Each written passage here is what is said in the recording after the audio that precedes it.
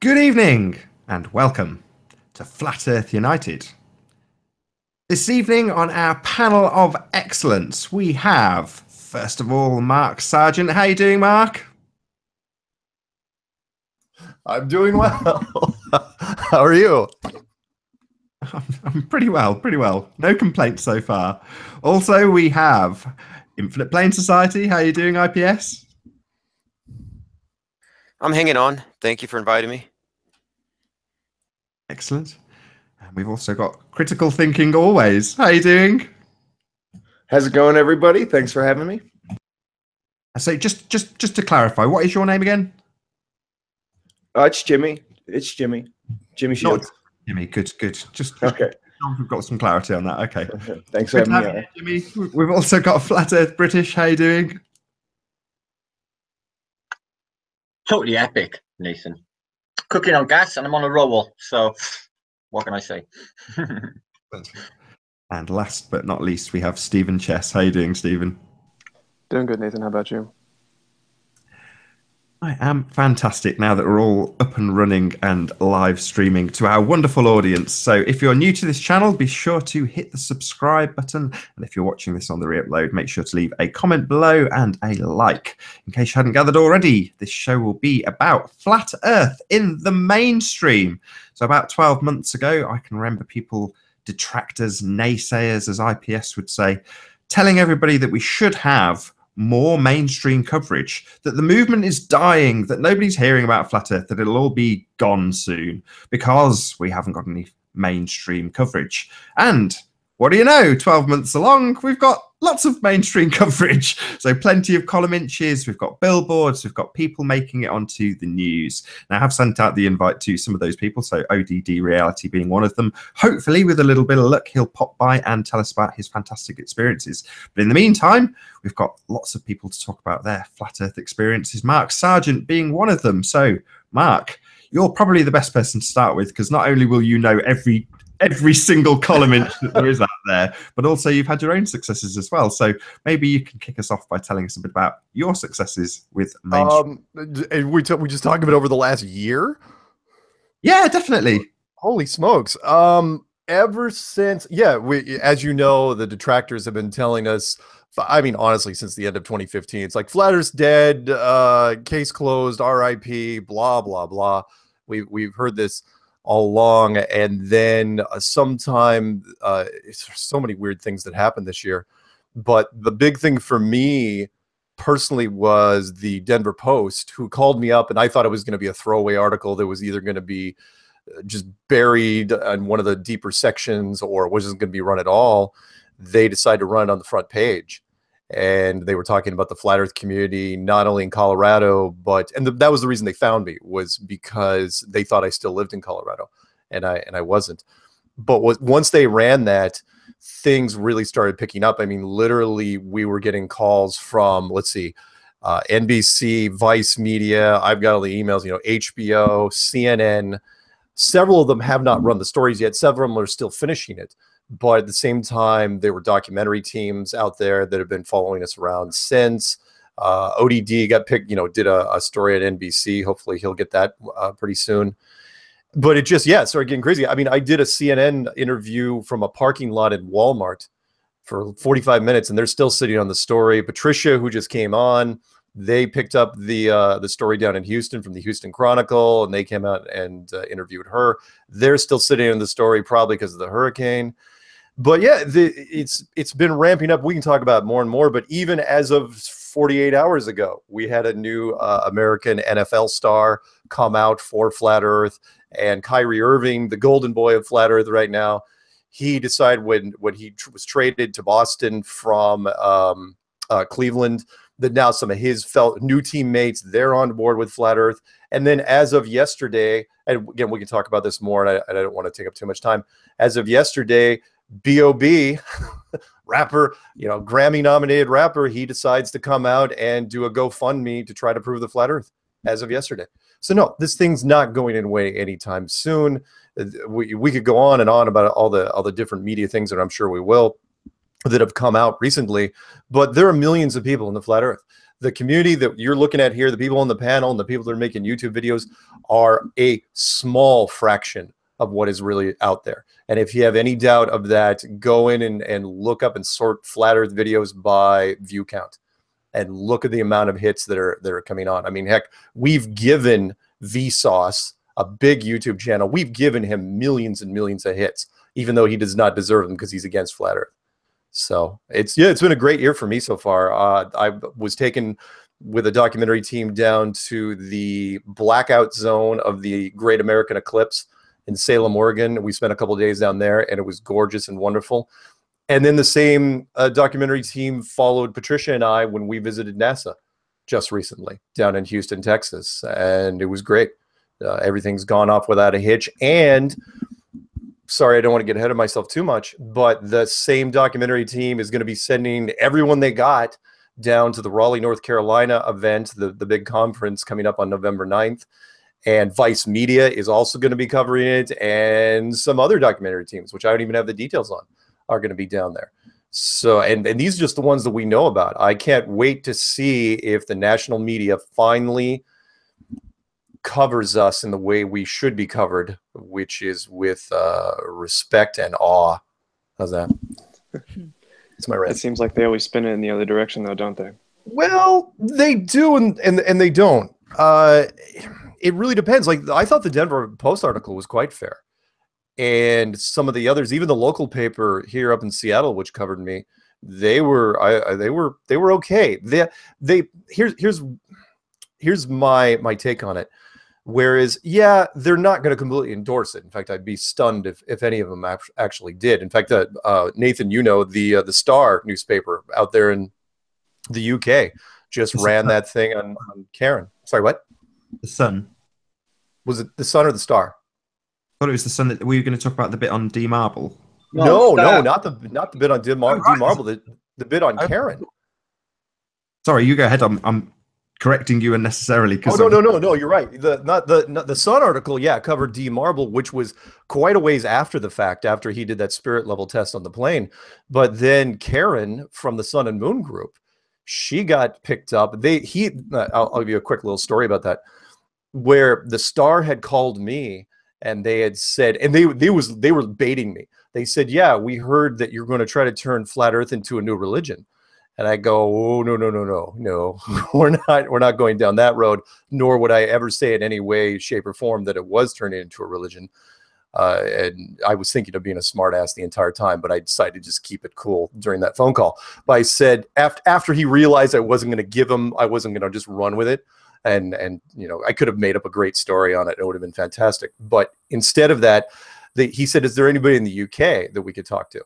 And I mentioned both you and Karen from the Sun and the Moon Group, and Gary, you know, the people that are putting on the conference. And I said, these are the guys you want to talk to if you want somebody local. And so that was just picked up recently. And I know Karen hates the pictures that were used because they were staging her to make her seem as crazy as possible. But the article wasn't, you know, didn't absolutely condemn her, nor, and I'm sorry, this is my point to you, Stephen, is that they're not, either out of laziness or the way it's meant to be, they're not bringing science against us in those articles. That's the whole point, though. You know, they don't think that they need to, because of the way that it's structured in people's minds. You know what I mean? People already sort of have the thought that it's going to be a given that it's a globe. So to bring it up in a mainstream article would be to give us, you know. I'll take no response from science rather than them just beating the same old drum. I will, because a lot of people will believe that same old drum. It's kind of like the weak-minded will look for any reassurance that there is out there. And so even a science like, well, it's obvious because of ships going with Horizon, and then 8 out of 10 people at home going, oh, thank God he said it. I was getting freaked out there. So up until now, though, I think it's been, you know, pretty good. And well, we'll talk about the other mainstream stuff later, but that's what's been some groundbreaking revelations that Jimmy can hopefully talk about now, which is, well, I'm not going to steal your thunder. Maybe you can tell the audience what you did first and foremost. Go ahead. Oh, are you talking about NASA? Yeah, I thought that was a pretty big deal what you did, but oh yeah. So yeah. So when we contacted the Denver, the local Denver TV station, Denver 9 KUSA, it was a kind of an interesting setup. But I basically just said, they actually put it in there too. NASA, you're lying to us. We know you're lying to us. You know, we know what CGI looks like. You know, we're not dumb. And basically called them out. And I was just, you know, waiting for somebody to do that. I hadn't really heard it like that before. So, you know, it was exciting, and I'm glad I got it through, you know. So a lot of people saw it. But I don't think people realize it. Who did it go out to? I'm sorry? Who did it go out to? What do you mean? As in, who got the actual television broadcast? It was just a local Denver KUSA. They did it live on Facebook first, and it was part of a series called Let's Be Clear. They did like a half-an-hour interview, and then we waited about 5 weeks after the eclipse. They aired it, and they put in some, you know, they didn't put in a lot, but what they did put in was that one, you know, a couple good parts. ODD got a couple really good parts in there. So overall, it worked out. But interestingly enough, on Facebook, when we streamed it live, the first 15 minutes got cut off, and I just find it interesting that when any of us are live streaming, if the audio isn't correct, we can correct it within a minute. Yet this a local professional TV station, you know, can't get their act together for 15 minutes. So a big part of that interview was cut out. A lot of it was edited out. So I'm trying to get the full interview still, but I think it worked out overall. And I was glad to call out NASA because we all know that we're being shown cartoons. And I think it needs to be shown that it's not as hard to do these interviews as one might think. All it really takes is the legwork and a little bit of emails and some time. So I think we could get many, many more people out there doing the same thing, doing local interviews and more mainstream interviews. It just depends on who wants to put in the time and the legwork, I guess. Yeah, and you did a great job, and so did ODD. And I'd like to mention that the channel you were on was an NBC affiliate, and you know that's not small potatoes. There's lots of people that would like to be on something like that, and it does nothing but help the metrics. So good for you, and again, it's just another stepping stone for us. Thank you, thank you. You're welcome. Oh, hey, wait! Before I I want to tell him a quick story because of the meetups we've been doing recently. I don't want to forget this, and that was I did a quick Q&A email show this morning, and when I was reading it, I was reading some of my back emails, and one of the emails I think was back from August 2nd, and it was a lady who was sad because she couldn't go to the last Portland meetup that was there with Dean Marble, and she said that because she goes, "Oh, I'm sad because I live here in Grants Pass." I go, Grants Pass, and I immediately noted that in the email because I literally, talk about small world or synchronicity, literally got a request from a group out there in Grants Pass, Oregon, not a big place. And they said, "Hey, can you do a promo for us?" So I literally just not even 24 hours earlier had made a promo for them. So I shot her an email and I said, "Look, there's literally a meetup in your town tomorrow night. Go," which is literally, you know, tomorrow, 24 hours from now. She goes, "I will absolutely be there." But again, I didn't have to read her email, and I wasn't even really planning on doing an email show. And had I waited any longer, I would have missed it. So I call that it was meant to be. Just want to throw that out there.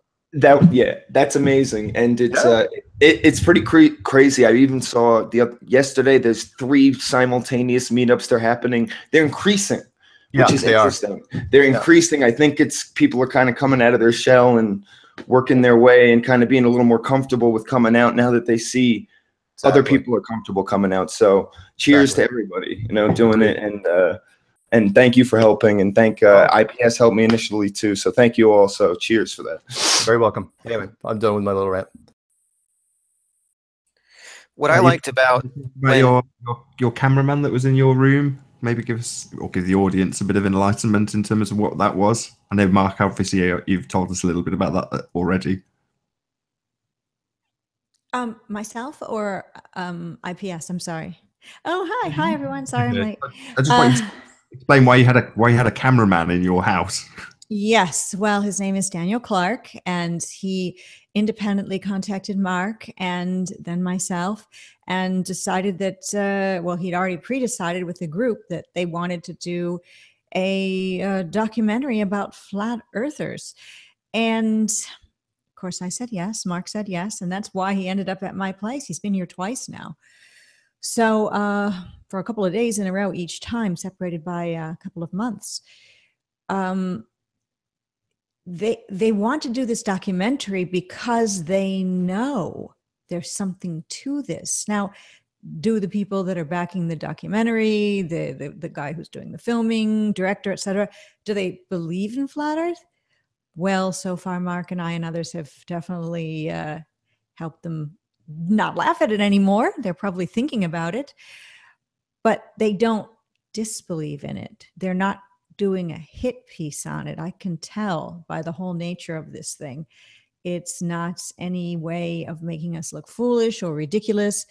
Let's face it, anything in mainstream, there will be people commenting on it who will try to make us look foolish and ridiculous. But that documentary, which we don't even know the title of yet, is just to present what flat earthers are like as people. And I think that's very important. My whole channel is really dedicated to the people of flat Earth.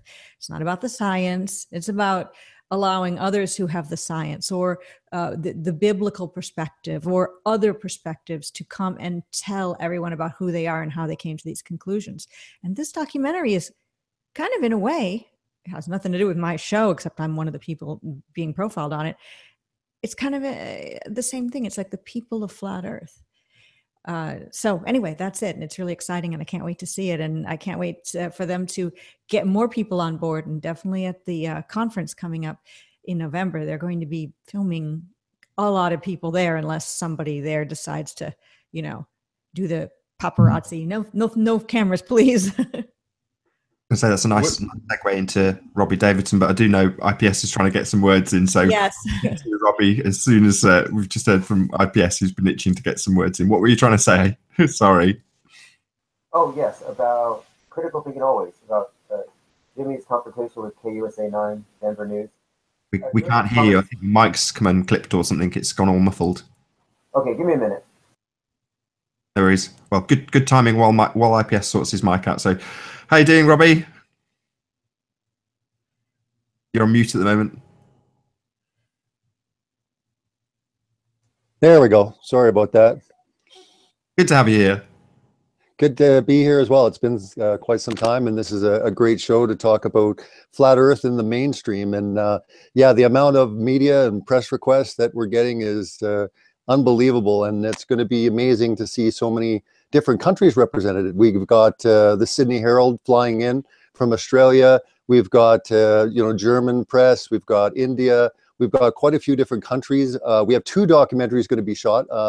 I think Patricia and Mark were mentioning with the documentary crew that's following around, and it's been with them. They're going to be there shooting, and another one as well. And yeah, we're really excited. Like I said, this is not going anywhere as far as dying or slowing down. I mean, it's just absolutely amping up, and it's exciting to be a part of it. And it's awesome to be here with all of you on the panel. I mean, you've mentioned about Australia and a few other countries. I mean, have you got any big American names that you can drop in there that you know that are coming? Oh, as far as like media, like, I mean, Mark had mentioned as well, like Vice, BuzzFeed, quite a few like social media type news agencies. As far as anything big, as far as like CNN or ABC, there hasn't been anything that's come up of yet. But again, we're holding spots available if there is a big network, news that does want to cover it. And personally, I'm fine with the fact of even whatever angle or whatever bias they're coming with, because I think there's going to be such incredible presenters, such as Mark and Jaron and Bob Nodell, and just a list that if they're there for the weekend, there's going to be something that catches their eye. There's going to be something there that catches their ear. And I mean, you cannot dismiss this as just, a bunch of crazy people. You can't dismiss this as just everyone has IQs lower than their shoe size. this is something that I think the media and the press, and as far as my discussions are, they're starting, like, you know, Patricia was mentioning that the documentary crew at the beginning, they might have gone into it one way, but now they're like, well, I can't just dismiss it this way. And that's what I'm getting from talking to the press. Now, I know that they're not the, you know, executive editors, they're not the senior editors, you know, of these articles, but the, you know, the journalists, the reporters, they're generally curious because, again, 2017 has been incredible. You know, the explosion, you know, sports stars. And, you know, at the beginning, it's fringe. At the beginning, it's kind of crazy. It's like, what? It's 2017. There's people that believe that the earth is flat. But after a while, you can't deny it to the fact that you're wondering, wait a minute, something else must be going on here. So I think a lot of people are coming to the conference.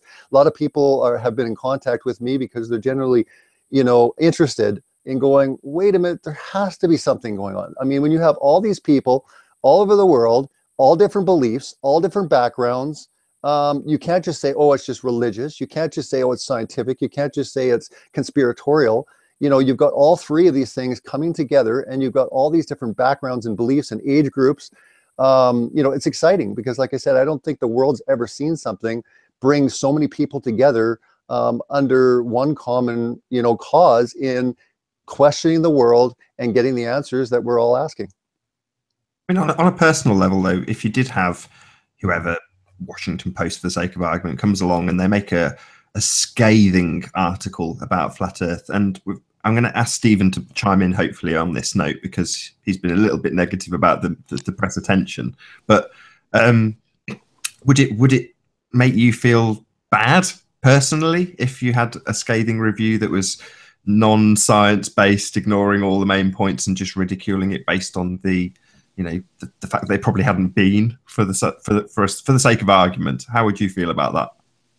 Well, I mean, the event itself isn't for their purpose. I mean, I think that's a nice benefit, is that they're there, that they're able to see the presentations. But the conference is so much more. I explained to people that the conference isn't just about those 2 days. It's about what happens afterwards. And I think bringing the community together, I think even just with people on the panel right now, you know, coming together, meeting for the first time. I mean, for example, Globebusters, you know, all three of them, especially Jaron and Bob, they've been doing a show and just an incredible job, you know, for 2 years. They haven't even met yet in person. So I think that's going to be really exciting, the fact that they're going to be able to meet. A lot of these people are going to come together, the community, the friendships, and just what it does going forward. I think there's going to be a huge shift after the conference going forward of all the friendships, people networking, people wanting to do experiments with one another. I think there's going to be a lot of beautiful things that are going to happen. So what I say is the conference itself isn't for the media. They're invited. And what I think is, because people are bringing their A game, they're bringing good presentations. And I think, you know, for us, when we're looking at it, we're going to say, that's a great job. For example, when ODD puts out a video, who sits there, looks at it, and goes, yeah, that was horrible, man. He could have done so much better. No, they're like, that's really well, you know, put together piece, or a put together, you know, video. So I'm not worried at all. What I guess I would be concerned with is if the media did a scathing report on me as an event organizer. I mean, maybe that would be upsetting, because I mean, I would learn to improve and do better, you know, for 2018. But I'm not concerned at all about flat Earth content. I laughed at this, right? So if they say, what a bunch of ridiculous morons, they believe that NASA's lying to us, and that the ISS isn't real, and that, you know, they didn't go to the moon. I'm not going to be worried about that, because I know we don't believe they went to the moon. And if the whole world wants to laugh at us, the fact is, if they're going to take the time, look at the evidence that's put forward, they're going to see. And what I say all the time to people is, if 100 people laugh at us and one person says, wait a minute, I want to look into this, we're talking millions of people. We're talking a lot of people that are going to basically, you know, tune into this. So it's all about numbers. It's all about one person at a time. We're talking to a person, 10 people laugh at us, but one person says, wait a minute, they ask more questions. So when I look at the media attention, even if there's a negative review, someone reads it, there's that one person that says, huh, that's an interesting point they brought up, though, and they go check. Look at the explosion that's happened with a lot of them trying to actually downplay flat Earth or make us look ridiculous. We've seen it only increase. So they can come out, they're going to take a different tactic. My point is, they're going to start looking at it a little different and go, wait a minute, what's going on here? Because when all of a sudden they're sitting there mingling with, like, you know, Mark and Patricia and like Bob and Jaron and the community as a whole, they're going to say, well, wait a minute, they're all different. They all have different beliefs. They have different backgrounds. They're not all in one group. So I think the media really wants to put us all into one group. They want to say they're all religious. Well, we're not all religious, right? So, they want to put us into the fact that, we're all dumb. Well, no, you can't deny that some people are very articulate and very intelligent when they talk about, I mean, heck, most people in flat earth now know more about the heliocentric globe model than even globers do. I would imagine that if the media approached anyone in flat earth right now, just off the get-go, they would probably be embarrassed because they wouldn't know the questions that a flat earther could ask them about the world. I don't think most reporters would even know, when it comes to the radius or circumference or the speed. And that's what is nice, is that we can come off not as unintelligent. We can come off intelligent in the fact that we have studied the model. We're curious, we're asking questions, we are very skeptical, and as long as people can't give us the answers, well, we're going to demand more. And the media is just going to see more and more of these things spring up, whether it's meetups, whether it's conferences, whether it's millions of videos that are circulating right now on YouTube. This can't be stopped. This is continuing on. It's going to be epic in November. I'm excited. I'm excited to be in the UK with Gary's event in the next year. And like I said, they're going to be popping up all over the place. We're only getting started with this, and it's exciting to be a part of the ride. Yeah, definitely. Like you said, the media likes to try and group us into individual groups, like with like what Eric Dubay does with the whole Nazi thing, and any group that you can think of. But the point that I would make now is that the mainstream media is kind of unnecessary to what we're doing. If you look at one channel like ODD, he's approaching 100,000 subscribers after his channel was taken down at one point. So it's kind of, the mainstream media is kind of an ancient thing. I don't think any of us here have televisions or anything like that. You know what I mean? So for people like us, we're already kind of on our way there, or looking into alternative things, not watching the mainstream media. So, but I guess it kind of, to me, it just like, does it hurt us or does it help us? People being exposed to the mainstream media's narrative of flat Earth. People who weren't aware of flat Earth before. Agreed. Can I chime in for 1 sec here? You got a good point, Stephen. At the same time, what we've done is we've created such a huge foundation of content that even if 100 different mainstream media outlets decide to trash us, which they won't. Yeah, a lot of them will. The sports industry, came after Kyrie and Shaquille O'Neal pretty heavy. But at the same time, I wouldn't trade in just the general exposure for anything, because when Shaquille O'Neal said, "Oh yeah, I'm totally on board with flat Earth," and everybody said, "Shaquille O'Neal's on board with flat Earth," that meant that they were at least going to go in and type in flat Earth, and then they see the content. So, right, but then when I talk to people like my cashier about flat Earth, he's like, "Oh yeah, like Shaq." Yeah. At the same time, there's some people that aren't going to get around the denial. We know that. The others, though, like Robbie was saying, even if one person, and it's more than just one person, there's a lot of people out there that know about this thing. The numbers, in fact, we just broke 19.1 this morning. That number has never fluctuated. It's always going up and up and up. And I don't know what the magic. That's 19.1 million videos about. I wouldn't call it 19.1 videos. It's 19.1 relevant hits on YouTube, but it's still a huge number. Again, if you type in the comparison I always love to use, when you sort by upload date, when you type in Lady Gaga real quick, because she's not small potatoes, she comes in at 16.8. And so, and we're just a notch or two below Donald Trump, and that's saying something, because we've done this with almost little to no marketing. Yeah, a few billboards here and there, and the conference really helps. But you're talking about any other topic that takes millions and millions of dollars in marketing money, and internet marketing companies that are dedicated to the cause, and we're trouncing them. As just a side effect of the content we're putting out. We're not even trying to do it. Which I love.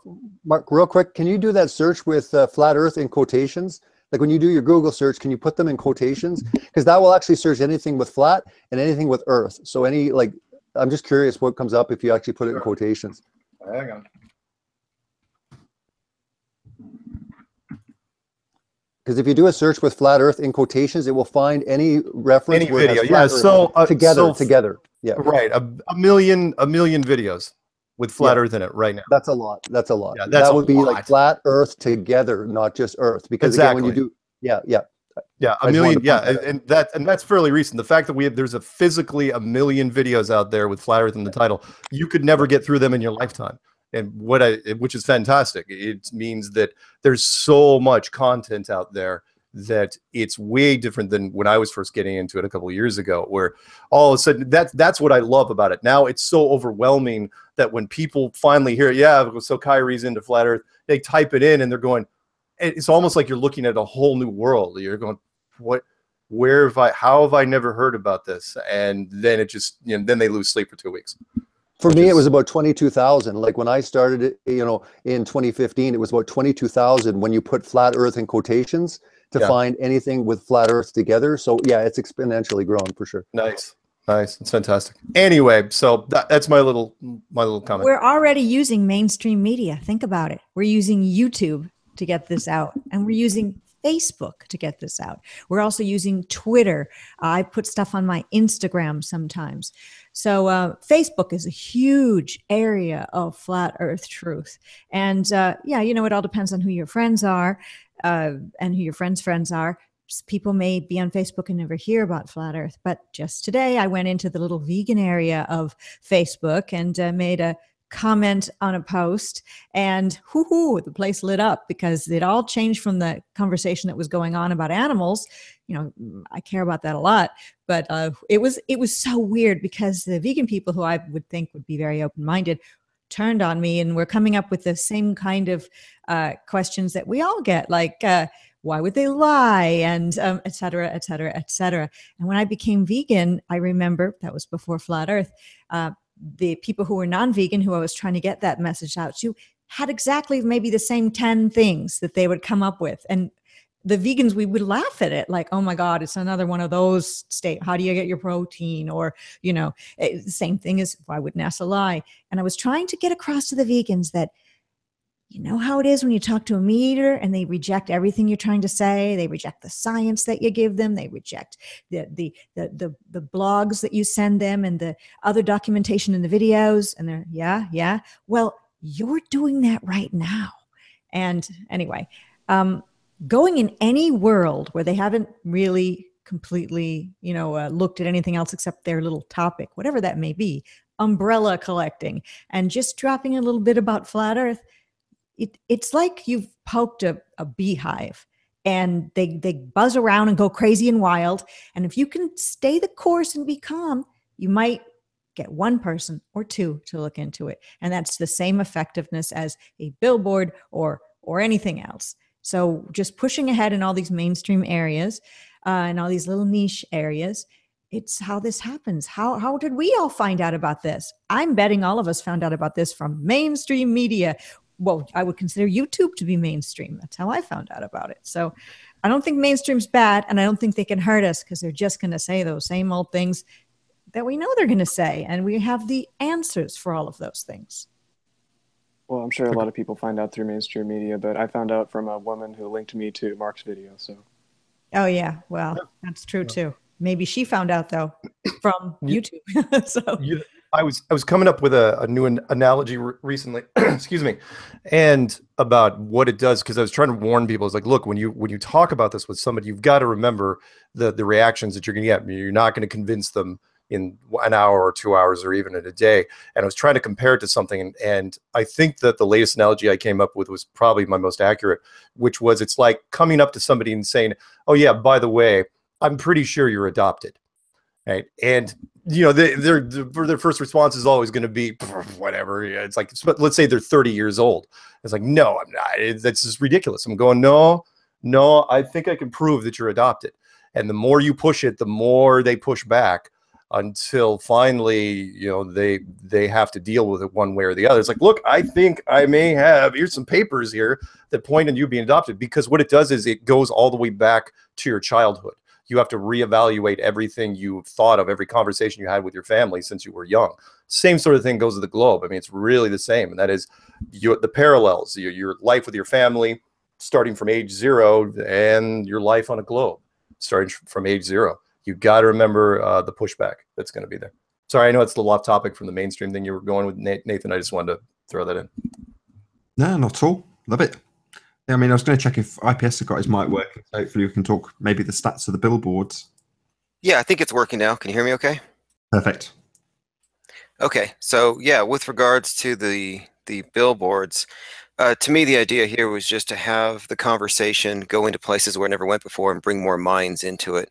That's what it's always been, just a way to trigger a response. And it just happens to be the case that billboards are one of the best mechanisms for reaching the most number of people. And it was David from Deep Inside the Rabbit Hole who let me know about this. We were talking about getting a Skyrider or maybe a blimp. We were trying to figure out what can we do to get the media involved in this. And he was the one who brought up billboards, and he told me about an experiment he did in a marketing class some 20 years ago where they actually measured it, and they said when compared to print and to radio and to TV ads, billboards outperform. And we figured, well, billboards work.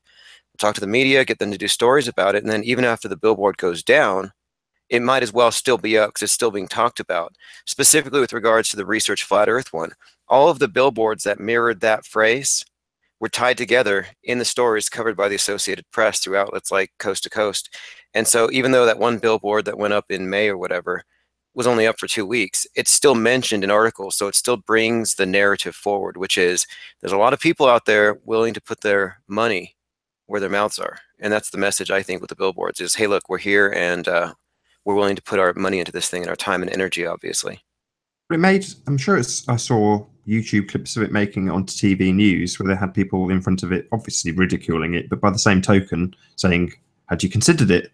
So, I mean, am I imagining that? It's been one of those days, I've got to admit. Yeah, I think so. I think the bigger point is that when it comes to memes or ideas, they don't ask your permission to get into your head.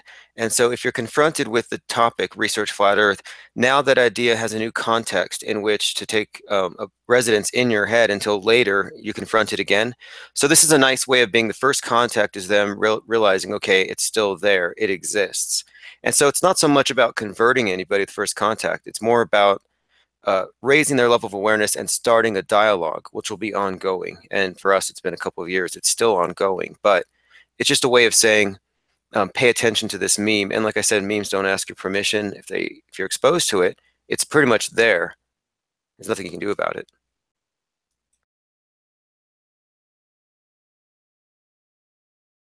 Stone silence for dramatic effect.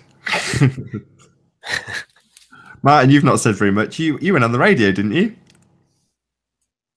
Yeah, but I'm not too contemporary, am I, Nathan? So I'm a bit of a minefield, and they realise this. So, yeah, but I'd all sorts contact me. In the beginning, I'd Channel 4 get on to me, the producer. And I thought, no, this is somebody in the Flat Earth community winding me up. So I gave the Channel 4 studio a ring and asked, could I speak to the executive producer, please? Is her name so-and-so? Yes, it's hers. All right, it's not a wind-up. Oh, crap. So apparently they were going to come back, but they disappeared. But I'm not surprised with me. I'm not exactly aesthetically pleasing. I realise what I am to the outside perspective. But like Robbie said earlier, okay, even when we planted the seeds, right, especially with my seed, I get people to sit and think, well, this guy, he's looking a bit kooky, but actually something he said really struck a chord with me. And with the ripple effect, look, you know, Mark wakes me up, and then I wake somebody else up, which I have, and they wake somebody else up, which has happened. So this is ripple effect, and the way consciousness works, in my opinion, this is a definite. It's going to get out there. To me, the mainstream is the lesser two evils. It really is. You know, we only need to use that tool. They use it against us. So we use it the best we can to our ability. People can discern, they can read between the lines. I'm sure, you know, rational people can. Hang on. You know, these are not really people. Maybe triggered memories for IPS, because I remember maybe 6 months ago him saying about seizing mics and using the tool that is the mainstream media. And I think Stephen said it, that none of us have probably got TVs. So we were kind of sort of talking in the dark because we want to use a tool that we don't actually watch, which is interesting. But by the same token, we realize the potential and the power of that tool, which is to say that it's linked into the mass connected sheeple. But there we go. You know, it's one of those. It's a double-edged sword, especially when they have control of the edits and want to ridicule us, which is unfortunate, really, because well, no one wants to be ridiculed. I know, going on from I got ridiculed, though. I was called on that Boston radio show. It was WEMF radio. It was a comedy show. I was there to be ridiculed. I got ripped to pieces by 5 what's called dark comedy. Apparently, it's a genre of comedy without humor. So they were just really bad to me. But I come off okay. I survived just about. But it, you know, leading me down avenues I didn't really want to go down. But the last interview, I blasted them for 2 hours, red-pilled them, and never give them a chance. I thought, I'm not wasting this opportunity. I will spill everything that I know in the best way I can. You know, orating. I've done okay, but you know, with me, it's difficult with them. I know what they think. I'm not stupid, but I think it's a definite necessity. And you know, when this goes the way we think or know, because of our intent is already set and it will go that way, and they're all going to be, you know, in the conferences. Really, after that, Robbie, like you said, that's going to be it. That attention on that, people wondering, like, you know, conferences and conventions, and really, that is the key. And that's just the beginning to me. All the last 3 years are just a precursor to me. I think that then that will be the beginning. I think then there's the exciting growth. I can just see it in my mind's eye. It's a definite. That's the way that's the way Flat Earth British interprets it anyway.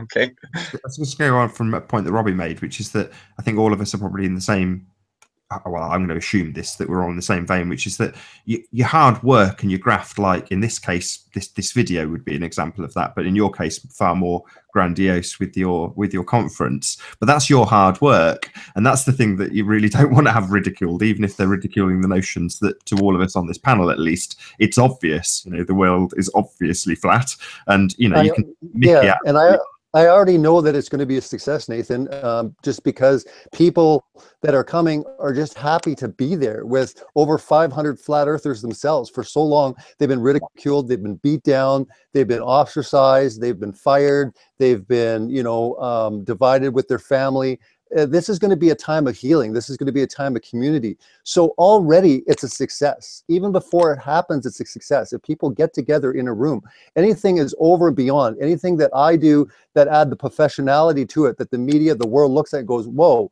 like these guys are getting to a point of real seriousness. These guys aren't just a bunch of kooks meeting in a back alley. They're not just meeting in a bar. And I'm not discounting, you know, the meetups and stuff. I think the meetups are completely, absolutely phenomenal what's going on.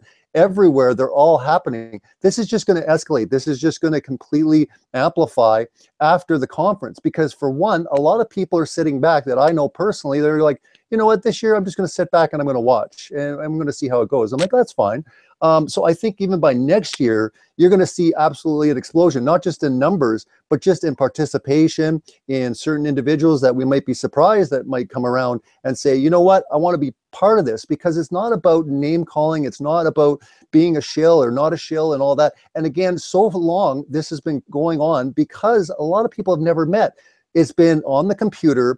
What will happen when the conference happens in November and then continuing on into April and beyond, when it comes to these big conventions, conferences, is that people will start understanding that, wait a minute, not everyone can be a shill. Wait a minute, how is it going to be a bad thing to include someone in where all of a sudden everyone is doing their own thing? Everyone brings something to the table.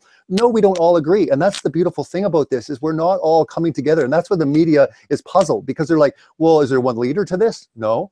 Do you have like a set of beliefs? No. So that really puzzles a lot of people, because they like to lump you in. They like to find like a leader. They like to find, you know, a commonality. And what the cool thing about this is that everyone is starting to wake up, and they have all of these differences. But the fighting, the infighting, all this stuff is going to actually calm down significantly. So yes, it will always exist. Yes, there'll be keyboard warriors out there.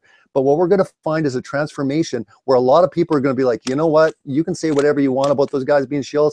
I'm going out, you know, for FE, you know, 18, you know, you guys don't want to come. And one by one, people be like, okay, fine, I'll go. And, you know, there's a lot of community, there's a lot of unity that needs to take place in healing, even inside the Flat Earth community. And I think that's what's going to be important going forward, that once a lot of this healing has taken place, people have said, I'm sorry, you know, I didn't know what I was talking about. Look at ODD, for example. I mean, at one point, you know, he was listening to certain individuals, he was going against certain individuals, but now he's like, man, everyone's cool with me. You know, I'm fine being there. And there's a lot of people right now that are still kind of on those lines, but one by one, they're going to go, you know what? No, you know, I was buying the lie. I was thinking this person's a CIA or a shill. And a lot of this stuff has to happen because the media is looking at that. And if you want to talk about looking crazier, that is where we're going to look the craziest, is when all of a sudden they start going into the infighting. Not so much the theory, because the theory has been around for, you know, thousands of years, you know, 500 years this war has been going on.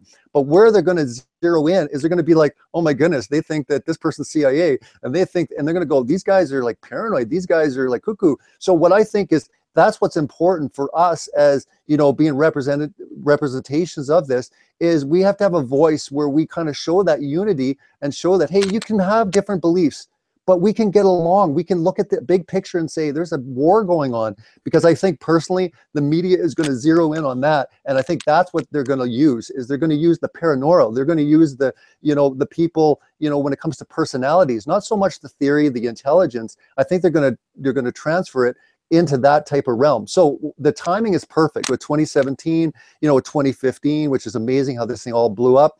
But when it comes to 2017, when it comes to the conclusion of 2017 with the conference, all these people in one room, not to mention the people that are on the panel and others, but also the community at large, they're going to meet friends that are going to be friends for the rest of their life, the networking that's going to happen. So what I say is the conference isn't about the 2 days. It's about what happens afterwards. And again, providing that vehicle, having that conduit that's going to actually create the healing, the community, the reconciliation. Going forward, it's going to be absolutely phenomenal, because one by one, when we have more people just saying, yeah, man, I don't agree with this guy, I don't agree with her, I don't agree. But you know what? We're all doing our part in this, and we all can come together and have such a strong voice if we do this. Yeah, I like some of the words you give me there, because it leads me into something that Mark said again a while about sort of warring factions on the front lines, tussling amongst each other before they go into battle. But I think, again, another thing that you said resonates with me personally, is about being in the same room with each other. So Martin will attest to this. So when you're in a Flat Earth meetup, that accusation throwing toxic type person, isn't there. They're here, they're on YouTube, they're in the chat right now.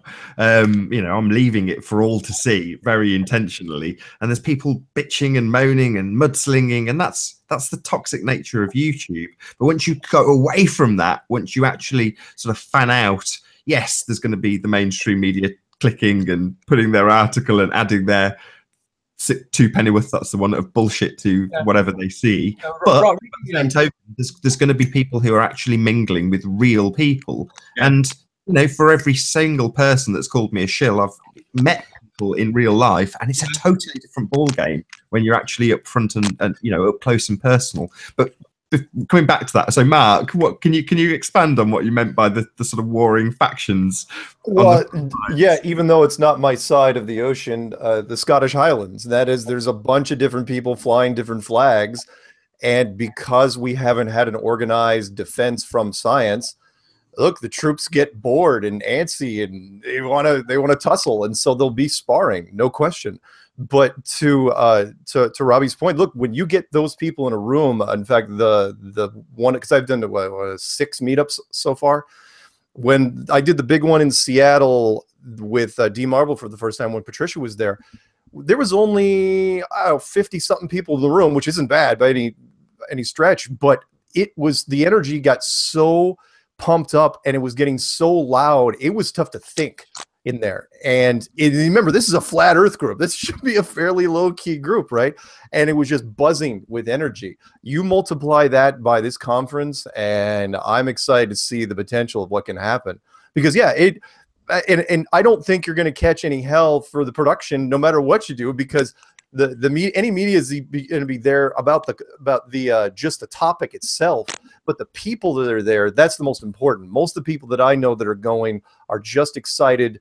Same thing that happened with these smaller meetups. They're just excited to be in a room with other people on the same page, where they're not their family criticizing, and they're not their coworkers, and they're not their friends saying you're a nut job.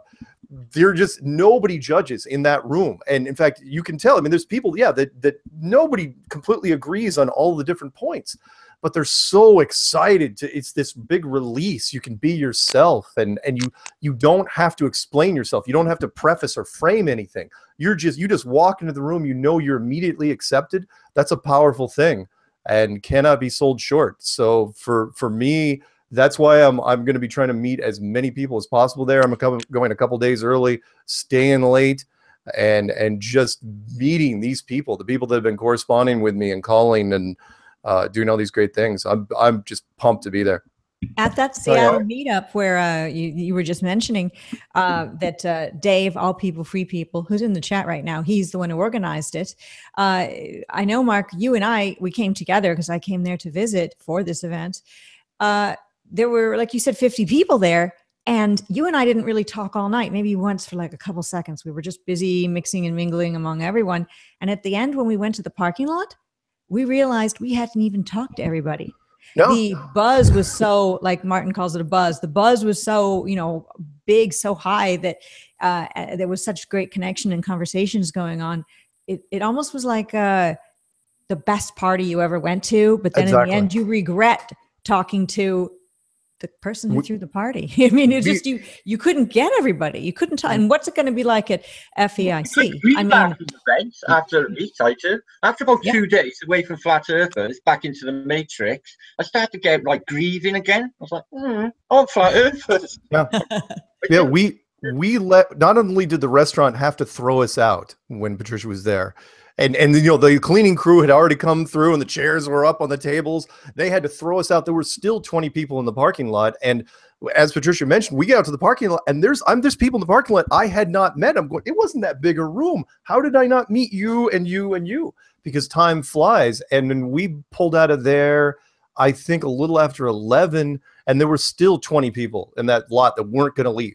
It was sort of like I mean, honestly, for the conference, there's going to be people who aren't going to sleep for a couple days. They're just going to be, I almost guarantee. I'm not going to sleep the night before. I won't be able to sleep the night before. I was joking around because I have a bunch of crew helping me with setup, the night before, but I'm like, how in the world am I going to be able to sleep when I'm putting on this huge thing the next morning? I'll be up all nighter, coffee. But the funny thing is, you mentioned, you'll be there early. There's a lot of people coming early. So I'm going to be the first one there. I think I get in on Tuesday, and I think I leave Monday. So I'm right through. I'll be the first one there and the first one to leave. So, I mean, I want to meet so many people, and the emails that are coming in, the excitement, all around, like I said, being able to provide, all the different vantage points, because again, there's going to be good scientific, evidence put forward. There's going to be the connecting the dots, the conspiracy kind of angles there. And there's also going to be the religious. So again, all three components, which I think are really important, because again, it represents all three major kind of ideas coming to this. You can come to it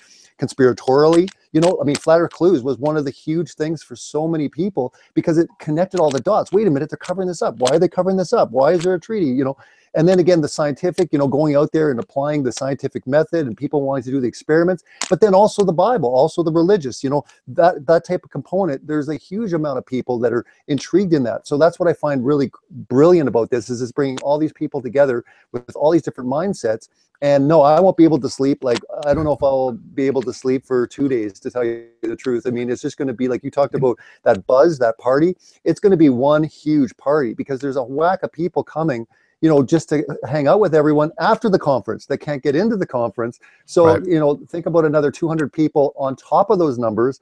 So Raleigh, North Carolina doesn't know what's about to hit them. I mean, it's going to be interesting. And not to mention the massive billboard. You were talking about billboards before with IPS, the massive one that's going up right by the conference center, a month before. I mean, it goes up here in, I think, about 2-3 weeks, and it goes on right till the Monday after the conference, but it's right by the interstate, close to the conference. And the kickoff that David Weiss has planned deep inside the rabbit hole to kick off the conference the night before is absolutely fantastic. I'll let him, talk about it. It's his idea, it's his baby, but we're all for it. And it's going to be a huge way to kick off Flat Earth International Conference 2017. And I mean, being able to get the media involved with this, like I said, I don't think anyone's done something this grand before. And again, all credit goes to David Weiss, especially on this idea to kick off the conference in November. Be nice when you're actually in person to not have people asking you if you're a CIA shill, because it's not going to happen. You're not going to have people frisking you for your wallet to see if you've got some police identity in there. There's some guy who says he's coming to the conference. Oh, I'm sorry, Nathan. There's some guy coming to the conference. He says he's bringing a fingerprint machine to get the fingerprints of you shills to prove your shills. I'm like, okay, let me know when you set that up. Well, I'll that's do interesting it. too, because we're actually going to have, like, for security, we actually have some veteran senior police as security. So I guess if they have a fingerprint machine, I guess the police can verify that's indeed true. So Yeah. there's a lot of people saying they're going to do things like they're going to come and crash it. You know, all I want to say is everyone's going to be safe there. We have security. I'm making sure that all the provisions that I can think of are taken care of. I'm looking at every level of detail. I want this to be a really strong representation, not just for the community and the people that are participating in giving the presentations, but also for the world at large. When they see this, they look at it and say, you know what, we can say whatever we want. You know, that was one thing. One time I did a video with the Controversy 7, Emmanuel, that also will be coming to the conference. And we put together this production. And it was funny. There was a bunch of guys, I think it was right by the Flat Earth Awards, the first time you guys did it. They had their own shill awards. But what was funny is they came across this video and they were looking at all these shills and they said, well, yeah, these guys are shills, but whoa, wow. They're doing some really professional stuff here. Whoa, this is impressive. And I just thought it was funny that they were blown away at how well the production was. So what I want to do is, regardless if it wants to be ridiculed, you know, at least it could be looked at in the sense of going, yeah, but these guys are getting to a point now where they're getting professional. They're getting to a point where they're getting organized in the sense that, you know, we have to take them somewhat serious because now they're moving into a next level. And that's why I say it's so exciting about the conference is it's not what happens at the conference. I'm excited and I'm totally confident that everyone is going to have a brilliant time. They're going to have probably the highlight of their year. I mean, the amount of stuff that's going to be there. I mean, all the sessions, all the people, not to mention there's going to be a movie premiere and then also the Flat Earth Awards with Mark and Patricia. It's going to be exciting. We're putting in entertainment, we're putting in teaching, all these things. So people are going to have a great time. But again, when the world looks in and watches, they can say, wow, this is done. I mean, even the live stream that we're doing is done by a 4-man production crew. You know, I wanted to make sure that everything was done professional. Not to mention, I didn't want to just fly by the seat of my pants and go, oh, I'll just put up a camera on a tripod and hopefully it will work. You know, I knew that the level of production had to be at a caliber that, you know, people, you know, were wanting to see something that was professional. So again, there's a lot of people's reputations there. So it's not just my own, it's not just the community, it's also the people representing, you know, like Mark and Patricia and like Bob and Jaron and ODD and all of these people. So I wanted to make sure that there's something they're proud of every year that they can come back to and say, you know what, this is exciting. We're excited to be part of it. We're excited to grow with it. And again, we're open to, you know, adding more people, more tracks, you know, in the future as we grow. You know, again, I made sure at the beginning to say that, look, I'm not going to be biased as far as beliefs, as far as religions, as far as any of this type of stuff. I don't care where you come, as long as you're a team player. And what I mean by a team player is you're not out there every other month trying to sabotage or destroy someone else's credibility. At least get them on the phone, at least meet them in person before you start, you know, saying things about them. You know, that's one thing. But most times people are saying the worst, cruelest things about people and they've never even met. They've never even picked up the phone and talked. So what I say is that to me is important. And I'm watching the community, I'm watching people, and I'm just saying that to me is the biggest thing. As long as you're kind of a team player and you don't have to get along with everyone, you don't even have to agree with everyone. But as long as you're not going out of your way to try to destroy them and call them names and be hurtful, to me, that is how FEIC is going to continue to grow. And we're going to bring in all sorts of people. So anyone listening that thinks that, oh, it's just a bunch of these people, pretty soon when all of a sudden there's 50 people, I mean, you can't say they're all shills. So one by one, more and more people are going to be included that haven't been included this year. So I just want to let people know that, that is important to me. And again, there is no biases, but as long as you're a team player. Makes sense, doesn't it? I mean, you can't have people out there that if you're going to present with one another, what other conference would you see or convention where the presenters, you know, after the conference is over, they're fighting one another, you know, publicly. That just doesn't happen in real life. So let's be professional about it. Let's be cordial with one another. And the conference itself, like I said, is going to do that for a lot of people. The first time they're going to meet, I'm saying it right now, there's already going to be people that are going to be apologizing to people in person. Mark my words. Yeah. Yeah, I'm going to ask IPS if he can talk a little bit, because he caught a bit of flack and got mainstream coverage. He got asked his name and he gave Math Powerland's name. So maybe he can tell us a bit about that and the controversy it caused, but ultimately about the good that it, you know, the good bits rather than the negative bits. Sure. The idea here was just to send traffic somewhere where it should go. And you know, he and I had spoken twice before in the days leading up to that because he was on his way to Albuquerque. And anyway, the conversation was, hey, I'm the leader of this. This is my thing. People need to get behind me, but I have to vet everybody. So the point of having FEA come visit was to vet me. So anyway, that was kind of the basis of our conversation. And I was like, well, you know, he obviously wants the credit for everything. Maybe he wants the media attention. That was my understanding of it. So I was like, here, I'll just throw it his way and let him deal with it. Because you get that kind of a headline if you're media savvy. And I thought that as a self-proclaimed political scientist, he would have at least some modicum of media savvy. I thought he could have used that and hit some kind of a home run with it and ran with it. But apparently that's not his timeline or timetable. And things got confusing with Super Chat. You know, I was showing well, anyway, that's all sideshow, but you know how it went. But the main thing is the billboard made CBS News and then was mirrored on a number of other local sites, local newspapers. We established media contacts that have covered every element of this story developing since Billboard 1. And then Coast to Coast has picked up all those stories. So to me, this is just a big conversation starter. You know, each billboard has it's been like dominoes. We had one followed by another. I can't even keep track of them all now. So to me, it was just to set a precedent that it is that easy. There is enough interest. You can crowdfund it, minimal investment from a pool of people, and there's enough engagement in Flat Earth to where if we start doing things like this, other people will mirror it. And I think it's like dominoes. It's just going to continue. Right. I mean, we've got the rather toxic chat currently up on screen in the behind the scenes feed on OBS, and you're getting the kind of toxicity that I'm describing goes away when you meet people in person. But just so we can I don't know how can I phrase this, so we can explain what we're getting away from. Can you give us a brief insight to what's going on in the chat room? Because I've been watching it. I mean, I don't know if it's to laugh or cry sometimes, but there we go. No, it's a fascinating phenomenon, and I think the cause of it is this: in real life, if you brush against somebody who rubs you the wrong way in a grocery store or at school or your job, you don't have to talk anymore. You can avoid each other. But here on the internet, you have these same types of interactions, and they're there every day, and you have brand recognition. And so we do kind of accumulate a great deal. We have a lot of good, but then we also get a lot of sediment at the bottom, the worm eaters, the trolls, the goblins, the haters. And to me, it becomes a bit of a distraction because there's only so much space on the screen, only so many minutes in a hangout, that even losing a couple of minutes, to me, it's a tremendous waste of resources. And so I'm thinking the real world isn't like this. The real world has more empathy. People are more likely to listen and engage versus over the internet where it's immediate ad hominem. Well, it's easier to use ad hominem against people if you can't see them, if they're behind a screen, if they're 1,000 miles away. And so I'm thinking, if we get this in the street, we'll humanize it, we'll tap into that empathy. There's more communicated in the meta communication, tone of voice, facial expressions, and gestures than just text on a screen. So I kind of think it's the natural progression, and I see all these spontaneously organized meetups as an indication that this thing actually has broken out of the ivory tower, and now it is something that people are engaging with in their daily lives. I see people all the time, they're telling me, hey, I'm flat smacking people every day, and it's just so casual, and that's how I am. To me, it's like, Earth is flat, duh, what do we do next? I'm sort of nonchalant at this point. Authentic intent along, and unfortunately he's not able to make the show, but he's one of those that goes out flat smacking.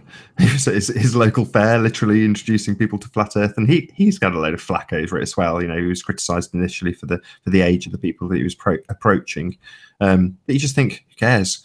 You know, people are people. If they're looking like adults, they're able to have adult conversations, as far as I'm concerned. But you know, it doesn't really matter who receives this information, because the reality of our situation never changes and has always been the same. You know, the Earth is flat regardless. But if you're 5 or 50 or 500 years old, it makes no odds. You know, the Earth is as it is. We've been deceived. That's pretty crucial. And hearing all the information that we hear daily through all of these sources, it's nice to have an alternative take on it. I mean, I don't know if you guys saw, Jaren released a bit of a video explaining about a letter that was sent out to new people into Ivy League colleges and telling them to think for themselves. You think either there's some psychopath with Jupiter's delight that's laughing in the faces of all these students, knowing full well how the education system will indoctrinate them, and telling them, you think for yourselves, you know, just to laugh at them, or somebody somewhere genuinely is seeing the tides of change. So, I mean, I'm slightly trying to change the subject and bring it along to something different, which is, do you think that this mainstream exposure and the way we're moving forward will actually change the mass minds of the sheeple out there? That's open to anybody who wants to answer it, by the way. Well, I'll just answer very briefly. I hope the mass minds won't get infected by all the toxicness that's in flat earth. I hope they take the good and the truth from it and won't start calling each other, each neighbor transgender or shill or CIA agent.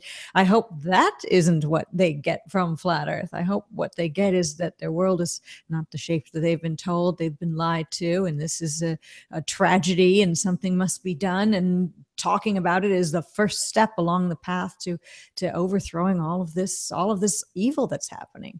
So that's the number one thing I hope, that the people that don't know about it yet won't become children fighting on a kindergarten playground, like many of us in Flat Earth have become, and many who are in the chat right now.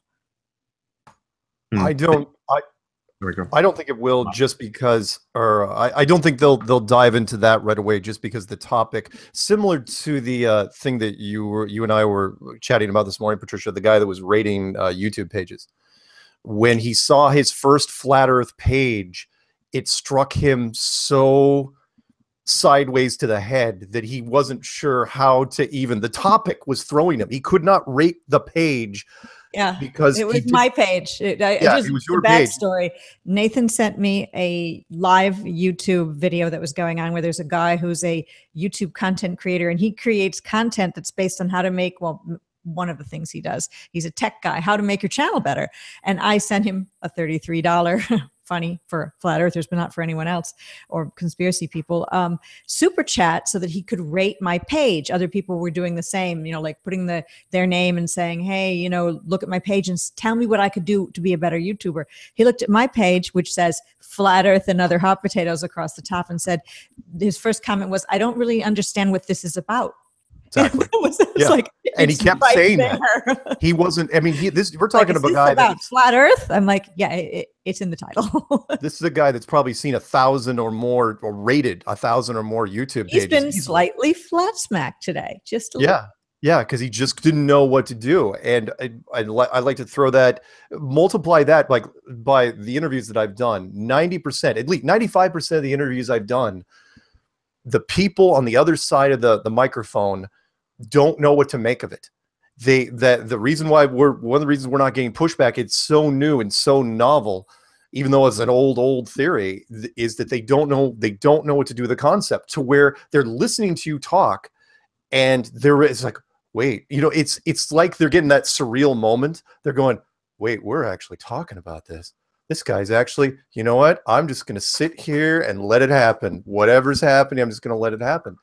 And that's what I think has been happening in mainstream right now. Whereas, yeah, like for example, I'm just looking at the thing. USA Today has run 2 Flat Earth stories this week alone. 2 completely different Flat Earth stories, because they don't know what to do with it. It's interesting.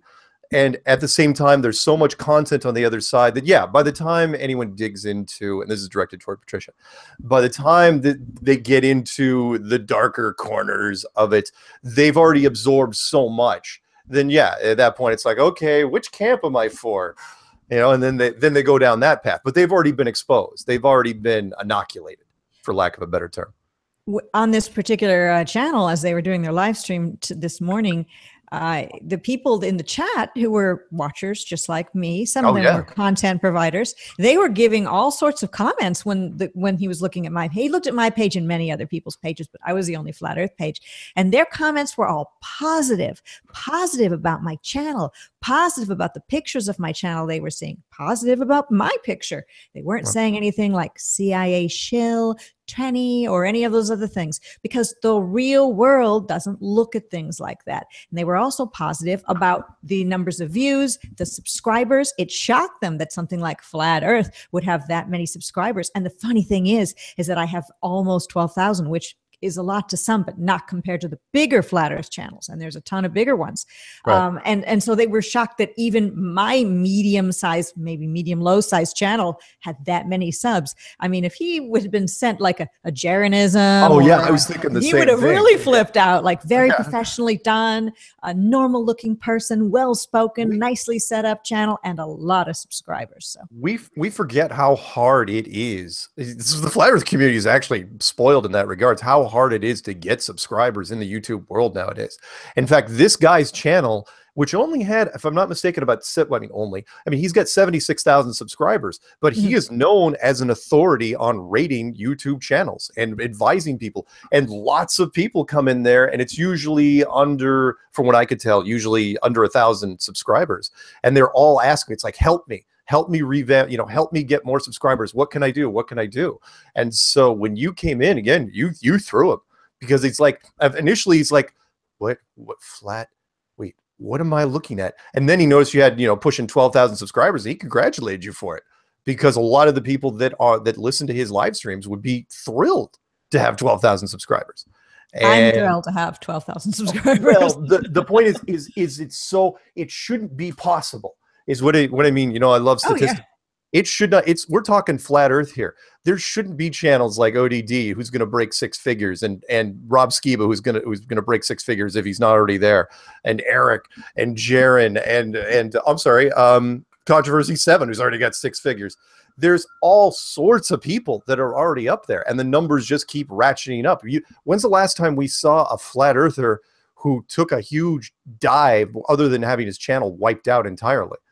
For whatever reason. It's not like, that's why the producers are around, and that's why the different media companies are circling around, because they see this and going, we've gotten to the stage now to where media can't ignore it as just some passing thing. Time has actually worked in our favor now, to where, in the beginning of 2016, you're going, this is never going to hold on. Oh, no. It's 2017 now. We're coming to the end of 2017. Look what we've done. Look where we are at this point, and in just 2 years.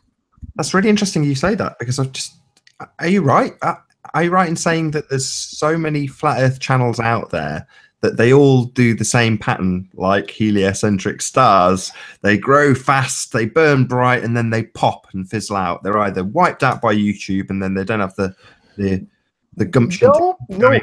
Usually it's just an enthusiasm level. I've run to it. Look, I'm one of the rare cases, I admit, and same with Patricia, and same with others. Like you. I mean, it takes some stamina to keep going, because when your energy levels are up so high, you want everything. Seriously, it's got this euphoric thing where you want the world to change now. I want to go tell everybody, and when it doesn't happen, you just like, oh man, and then your energy levels kind of go down. Now, you may not kill your channel, but you're not going to be putting out videos for a while, and that does happen all the time with smaller and medium range people. But remember Stars Are Souls? And yes, that was a little different though. He was stuck in an odd position, and I'm not going to speak out of turn because Patricia knows him more than I do, where he had a chance to go. He wanted to rejoin the Matrix, basically, and he knew that he couldn't do that and do Flat Earth at the same time. It just can't. And the bigger you are, I mean, honestly, I don't think I'm not trying to be a downer or anything. I don't think I could get a regular gig now if I tried. I mean, I was thinking about that. If you just search my name, it just comes up with a bunch of flat Earth stuff. Imagine if I went into, I live in Texas, an oil and gas company, and tried to apply. I mean, I have a lot of connections. I could get a really good job, even if I wasn't qualified for it due to connections. But once they, human resources or whatever looks up my name, it's flat Earth, shill, flat Earth. And they'd be like, that's just... next, please. Yeah. Social media has changed everything. The line from a movie, I'm not going to quote it because you guys are sick of me quoting movies, was that everything sticks now. Everything's out there, and it is out out there. We have Robbie D dancing at a wedding many years ago. That's out there. Oh my God, that's so awesome too. was awesome.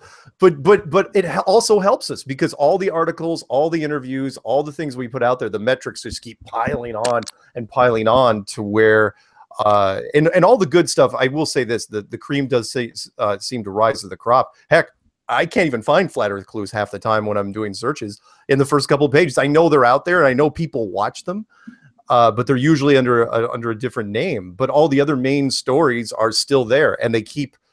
Again, I'm just looking, B.O.B., Jaylen Brown, all the other NFL people, and all the other sports celebrities, and then of course all the weird, odd conspiracy stories. But to steal something from Robbie real quick, because I'm going to totally steal this line from you. is that, yeah, you're absolutely right. The people that come to the conference, there's 3 different angles. One's the conspiracy, one is the scientific angle, and one's the religious. What I love about that trilogy there, right there, that you mentioned, is that it's almost impossible to defend against. Meaning, if you even want to attack it from a media side, you may be able to pick one of those 3, maybe 2 out of the 3. You're never going after all 3, and that is a wonderful thing to have on our side, because how can you go against it? I don't think it can be done. Sorry, that's my rant. Wow. Just quick. Interesting, right? Sub gave me a message this morning. He was in a supermarket, Asda's, which is a big supermarket chain in the UK, and they were talking about flat Earth on their radio station favourably. Out of all the Asda's in the UK, I that's what I said. What? He come back. He said, he's not lying. So I thought, what? So they got a radio station, and the DJ that's going across the nation, he's a flat earther, and he's talking about flat Earth favourably, and it's going out over all the Asda's in the UK today, this morning. I'm not joking. Exciting. And we keep forgetting about the international side of it, which is, I mean, you guys probably already seen that Dutch television station. I was sitting there with my mouth open, waiting for the other shoe to drop, waiting for him to come after him, and they didn't do it. I was going, that's the best thing ever. Even though it was translated, it's still fantastic. We keep forgetting, and I know I did a video on this, oh boy, at least it's 6 months ago, where if you type in flat Earth and convert it to another language and put it into Google, you will find a whole nother level of videos and stories that are out there that we just never see because we only search in English. As for the B.O.B. story, where he wants to do a GoFundMe, is he? I've seen the story. I didn't read it very thoroughly. It was in passing that I saw it. Is he getting a lot of pushback with people saying, "Hey, B.O.B., you're rich. Why don't you pay for it yourself?" Yes, Martin's one of them. I posted about it. Yeah, he's getting some, but he's raised a lot of money already. Apparently, he's had a Kickstarter, $125. That was yesterday, so it's on. Wow. It's on. Yeah, no. So. I'm looking at the story right now, and yeah, he wants it to. He's originally set the goal at $500,000. Is it Kickstart or GoFundMe? It is GoFundMe. Yeah, Martin had a full article on the panel, and I've got to admit, Martin seemed pretty negative, and he said almost verbatim what you said, Patricia, which is, "Oi, you're rich." Yeah, he could do any of this himself. He could knock up a billboard like that. What's he not earning money? He's a rap star. So why does he need a GoFundMe is my question. It really is. Maybe to involve people. They're never like that at all. I agree, Patricia. That's the reason why is to involve the people. Yeah, and that way their awareness comes in. Then they learn about it. He truly knows Jared, Patricia. He knows, the flat earthers. Or he's spoken to the flat earthers. Yes, if they're watching flat earthers, what flat earthers are they watching? The flat earthers a year. Yeah, I never personally, or anyone I know really communicate. Jaron and Eric Dubé, from what I've heard. Yeah, right. He's watching. He's definitely watching and he's communicating. He has a couple of times. So expect more from B.O.B. I think he's just trying to prep himself, and he doesn't want to come off stupid, and he wants to make sure that, he's got all bases covered. So he's gone to Jaron a couple of times asking him advice on certain things. So yeah, B.O.B. is a force to be reckoned with. Watch what's going to happen, I think, in the next 5 years with him, because he's not going to go quietly, and he's not going to allow anyone to tell him what to do. So he's definitely on our side for sure. I think taking that attitude, Martin, is totally unfair. I mean, if you imagine the flip side of that would be me sitting here now and saying, if only we had someone like B.O.B. to promote a fundraiser to do something amazing for Flat Earth, imagine how much money it would pull in. So if you say, well, now you've actually done that, famous rapper, how dare you? You should just put my natural suspicion towards rap culture, because to me, it's really sort of satanic by nature, and he's a rap star. So to me, like, I would just, if I was a flat earther, I'd dump that crap straight away. But that's his business. So he's using it. So he's using a lot of stuff. So I'm not really sure, Nathan. I'm just going on my instinct with this dude. He looks like a skanker to me. But what do I know? He's a rapper, which is true, but why is he any different to? How is that any different to somebody pigeonholing Patricia as a CIA shill or something bonkers? ODB is a rapper. Just a guy doing a fundraiser for Flat Earth. What's wrong with that? How is he any different to us? Is what I'm saying, Martin. just because he's got money and he's earned it. No, I just found out today that Jen had spoken to him because that's what I'm trying to say. You know, whenever I Google Flat Earth, the society comes up, and every time I've been spoken to by them, they mention the society, and the society's rubbish. So it's that sort of thing, you know. I'm thinking, you know, Google it and see what comes up. You've got to dig deep just to find this lot. So what is he watching? So why are all of these stars never talking? Because the Flat Earthers are right here. So why are we not communicating? But I found out today that they are. So, okay. Maybe IPS will comment on this, because I just see this as sort of globehead mentality. You know, they kind of tell us that we should shame people who earn money, and that's kind of what you're doing to BOB. You're kind of saying, well, you've got money, therefore you should be spending it on this cause that you're trying to.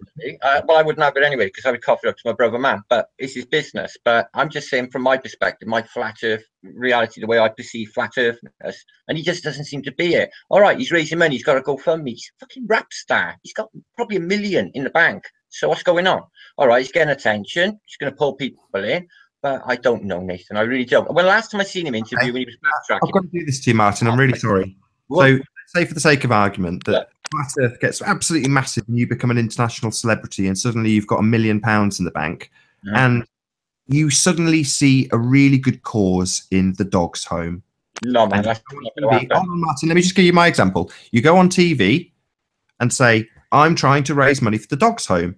And some jumped up little tosser comes along and says, you've got £1 million in the bank, give it all to the dog's home. And you think, well, actually, I use that $1 million to buy things with, and I'm just trying to help you out, guys. Dog's home. Well, I'm not saying we are as Flat Earthers comparable to that. I will probably be proved to be wrong, but in the fullness of time, we will see, won't we? Well, you know, with regards to GoFundMe accounts in general, like, for example, when it came to which was it, the billboard, there was somebody who emailed me right away and said, I can pay for it. And I said, well, no, I would rather have 1,000 donors, each putting in $5 or $10, because that gives you 1,000 social media accounts that are sharing it and spreading that information, rather than just having one person pay for it. So it's all about community engagement, many people sharing it, and then the day that it's fulfilled, every person who donated gets an email saying, hey, share your success. And so that's how you make it go viral. If it goes viral, you could potentially bring in an exponential amount of money, far beyond what one donor could do. So for me, it's all about that. And as far as BOB's plan to send a satellite into space, like, obviously it would be cheaper just to rent one or pay one of them to take the picture. But what I think he's going to do is he's going to raise the question, how come we don't already have pictures? Yep. Drawing attention to that. It's free press. BOB's no dummy in this regards. He did the exact same thing when Shaq came out.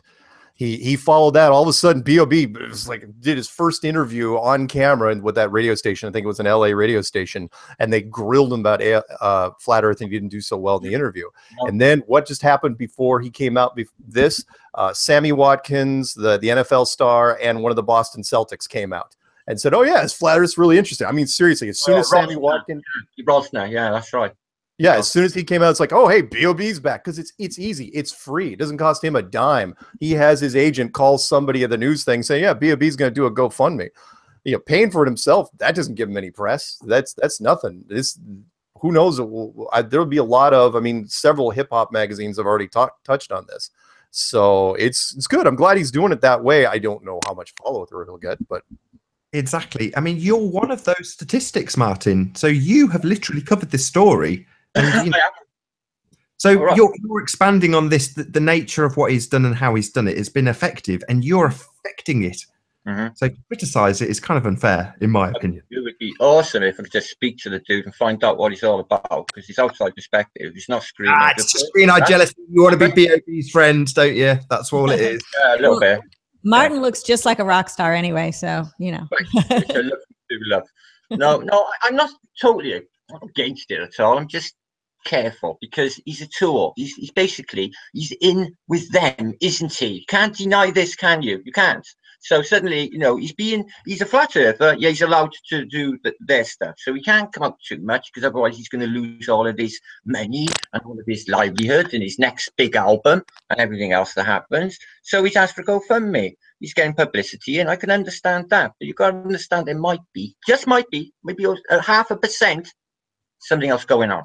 I always say that when it comes to the truth, I mean, the truth is the truth, no matter who speaks it. And again, how are we going to stop someone like, you know, for example, if there was not B.O.B., but let's say there was another rapper that came out and his whole plan was try to discredit the movement. What I'm saying is we can't prevent this. Like, I hear this all the time. People are like, oh, we can't allow this person to do this, or we can't get behind this. And I'm just like, you know what? The truth is the truth. I don't think we have to be paranoid as far as who gets involved with this. Over time, people will fizzle out. We will see the true colors of people as time moves on. So in the meantime, let's come together. Let's use our strengths. Let's, you know, look at, you know, what our weaknesses are, our strengths, and let's work together. Because what I say, I'm just not saying B.O.B. though. What I'm saying is whether it's Eric or it's Math, all I'm saying is people get all. There's not one of us here wouldn't give forgiveness to everybody that's ever sent forgiveness, evil or hate our way. I know I would. I know I'd forgive anybody right from this moment and not even think about thought of them again. Or at all, not that I do. And I think any one of us would. Are they willing to give the thing? I'm not sure. I hold grudges. Oh, I don't. You can't hold grudges. That's bad for you. I mean, while we're on the vein, because we've come off Nick Nimmin, I think his name is, the chap that critiqued Patricia Steers' Flat Earth and Other Hot Potatoes YouTube channel. But some of the things that he was talking about are definitely relatable to Flat Earth because it's so YouTube heavy, it's so YouTube related. And Martin and I were discussing this the other night in terms of how to not burn out. And it was actually Lawrence, what's his name? What's his surname? Right. Lawrence Wright, who first gave me this tip or coined this phrase about flat Earth burnout syndrome, where essentially, like the bright burning candle, you end up burning too bright and burning out too quickly. And the advice is to pace yourself, you know, don't go nuts, don't go streaming daily. I mean, you know, there's people out there that can do that, but normally they've come from arenas that do this regularly anyway. You know, some of them have come from Twitch and so on, and they're used to doing it with games. Whereas to your average Joe, I mean, I don't get me wrong, I put out a few videos on YouTube for maybe 6 or 7 years before I went nuts making Flat Earth videos, went nuts in the respect to the amount of videos I made or have made. But that is, as Mark pointed out, quite unique. Most people just don't have the stamina to do that, but will try. You know, so the best tip to most people out there, if you're thinking of sort of spreading your information about Flat Earth, is definitely pace yourselves and don't get too involved in the chat rooms. You know, the chat rooms are poison, unfortunately. Mark, you can talk about, because you've had a show about this with Patricia very specifically, like mean tweets, about the comment sections. And I split these up into two. You've got the chat rooms, which are like the AOL chat rooms of old, and I'm sure they probably still exist. And you've also got the comment sections, which are basically a forum. But you rarely even, I don't think you comment in your own at all, do you? I don't. I did not. And I did that deliberately because I'm older and I'd been on YouTube long enough. I've been on the internet long enough that I knew what was out there in the forums. And you probably heard me say it. The saying, which I loved, was, you know, we've all heard, if you can't say something nice, don't say it at all. No. That's not how it should go. If you can't say something nice, you're probably in the YouTube forums, because it is just a viper den to where I literally did not turn on any of my comments, did not turn them on for 6 months on any video. And then Jonathan from Jersey finally was bugging me. He's going, look, people like to fight. People like to square off at each other. It's like, man, I don't want to do it. But, you know, YouTube has that power. So I turned them all on simultaneously. And, you know, the fun and games began. And yeah, I've you know me, I mean, other people, but the advice I try to give to anyone that's trying to do a brand new YouTube channel is, if you want to have any of your ego retained at all, don't read the comments, because you got to have thick skin. It's brutal out there. It's ugly. I mean, and you're sheltered, Mark, from even Facebook. I always say to people, I'm like, wow, Mark's lucky, man, because he doesn't even get to see Facebook or Twitter. There's other mediums that are even worse, in my opinion, because I mean, YouTube is like one-offs and it's just brutal. But Facebook, you get really personal and you get into long, engaging discussions. So what I'm saying is, you not even being on Facebook, you avoid seeing a lot of stuff that a lot of us see, and that, you know, wanes on us. So I agree, though, you have to allow comments not to bother you. Don't look at them or let them bounce off you or whatever you do, because if you actually take them to heart, it's going to probably take you down. Yeah, yeah. Sticks and stones may break your bones, but words do permanent damage. And that's always seems to be the case. But at the same time, you have to turn on comments, because otherwise people don't take you seriously. They, for whatever reason, they love squaring off. And I don't moderate the comments. I hardly read the comments. Patricia and I decided to cave in fairly recently and read some of them, because the mean tweets, I think it was Jimmy Kimmel that came up with the mean tweets, or It's was fun. it can be fun. Of course, we pick and choose the ones that we're gonna allow we in didn't there. leave out any bad ones. We left out ones that didn't make any sense. You know, the ones that are just like, you're dumb. I mean, that's not even worth reading, you know. So Yeah, I mean, but there's some personal angles that are not politically correct, which we don't. oh yeah. You know, stuff like that, or they can get awful. But at the same time, there was a producer. You guys probably, some of you know this already. When I did the Shady 45 interview, and I was just getting crushed inside that thing. They were just coming at me right and left. They only allowed the calls for about 30 minutes. What was amazing to me was the producer's reaction at the end. He was so happy.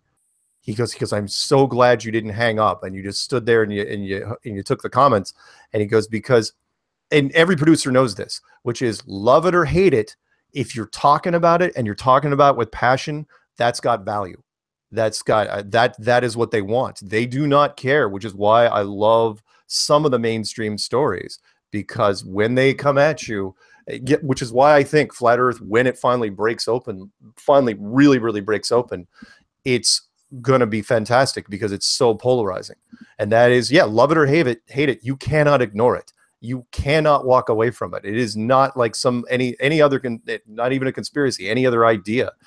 So we've had fun with it though, so far. Patricia. Yeah, we haven't done one for a while. Maybe we need to do one. Maybe we should. Sometime I soon. haven't gotten I'm too much flack. I haven't got any emails saying you shouldn't do it. No, I've only got positive ones. Like, when are you doing another drinking show? It really isn't. By the way, it helps to have a few drinks while you're doing it, because the allegations of transgender that have hit a couple of us in this, actually several of us in this chat, and some who aren't in this not chat. Oh, say again. You? Accusation. No, I don't think you've been called. No, I think, of course, IPS, Mark. I was just misgendered a minute ago in the chat room. Misgendered. Well, if there really was somebody who was trans in our community, who went on camera and talked, and I think that sounds crazy. Why would they hide? Why wouldn't they come out? They're not afraid to come out as a flat earther. Why would they pretend to be some other gender? It doesn't even make sense. If you're a truth seeker, you're going to be letting it all hang out there and say all the things. There's so many people there's so many people in Flat Earth who say, oh, I did this before, it wasn't that cool. I did this before, that wasn't great. I've changed. I'm a different person. Who's to say that there may not be somebody who's come out and say, yeah, at one point in my life, I had a bunch of operations and became a different sex. I'm also a flat earther.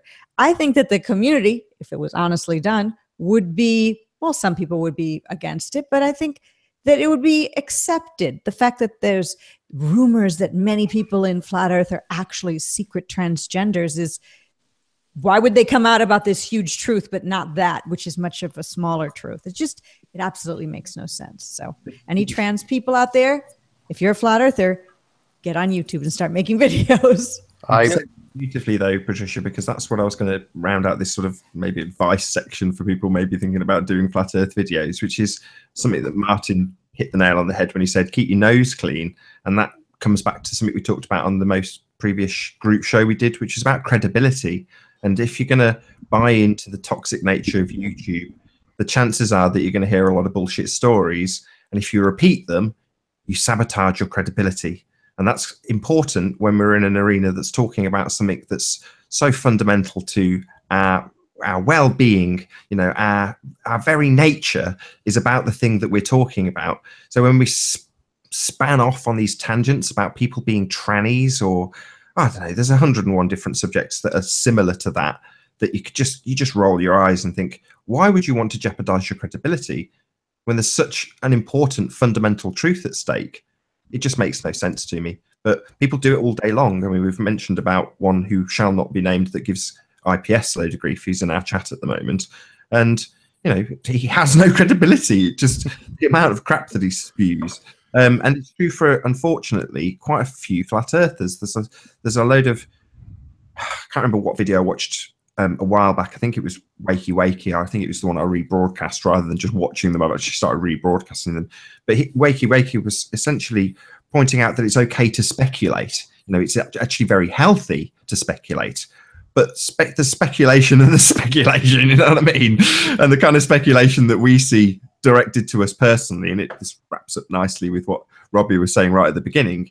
It's when you are attacked personally that it makes you sigh, because it's not really anything to do with Flat Earth at all. Right.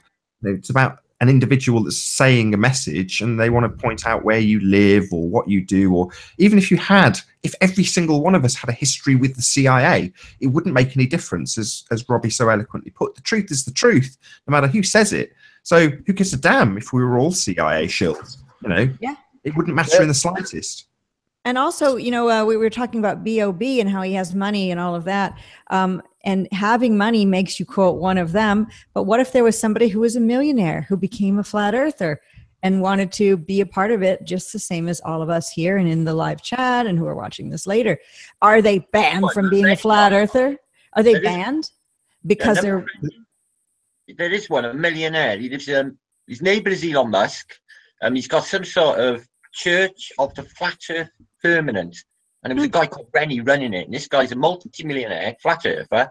And he's got some sort of, little flat earth Xanadu going on down there, where they're growing all their own food. They educate children about growing food and flat earth stuff on the weekends. Do you remember this, Rennie? Yes, I definitely do.